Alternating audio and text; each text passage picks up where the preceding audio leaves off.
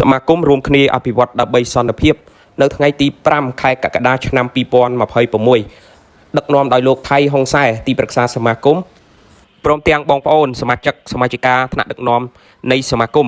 តំណាងឲ្យលោកខិនវ៉ាន់ប្រធានសមាគមរួមគ្នាអភិវឌ្ឍដើម្បីសន្តិភាពបានចុះសួរសុខទុក្ខនិងពំនាំថវិកាចំនួន 632000 រៀលដែលជាថវិកាហានិភ័យរបស់សមាគមជូនដល់លោកសនឆានដែលជាសមាជិកសមាជិកានៃសមាគមដែលគាត់ជួបនៅគ្រោះថ្នាក់ចរាចរណ៍ក្នុងពេលថ្មីៗនេះលោកថៃហ៊ុងសែ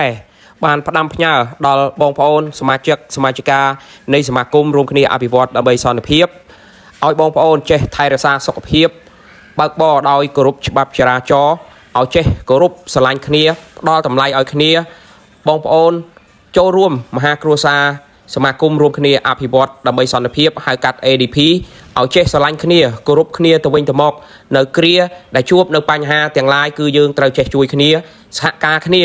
យកអាសាគ្នាទៅវិញទៅមកនៅគ្រាដែលជួបបញ្ហាផ្សេងៗបន្ថែមពីនេះទៅទៀតសូមឲ្យបងប្អូនអ្នកដែលរស់ស៊ីនៅលើវិស័យសេដ្ឋកិច្ចក្រៅប្រព័ន្ធ